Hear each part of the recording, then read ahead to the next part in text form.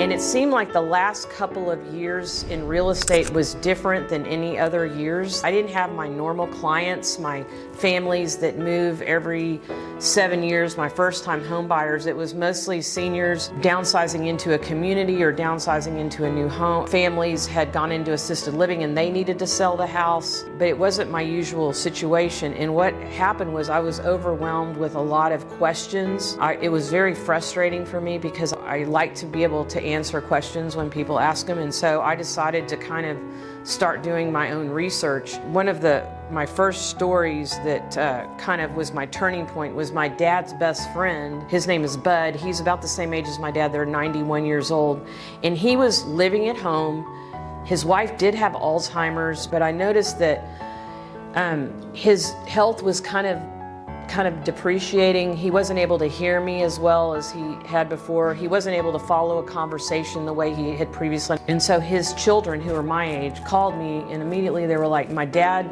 and mom, we got to move them. We got to sell their house, and I've got to get him into a place that's safer. Do you know of a good place? And I said, you know, I actually don't really know of any places. I know of one place. And I felt kind of bad because I didn't have any good advice. What it led me to do was I started going and visiting all the communities, trying to understand what their pricing was, what type of levels of care they had, what type of activities they had. I found out about senior living specialists, who Mary works for, that they actually can help you find the perfect place. They do an assessment and figure out what your needs are.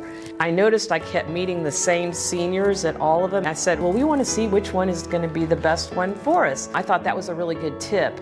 The second situation that I ran into was I had a couple of brothers. Their parents passed away within 2 weeks of each other, and it left both of them in different levels of grief. One of the brothers was very angry and wanted his money immediately, and then the other brother was more the analytical type and asking me, do you know of a probate attorney?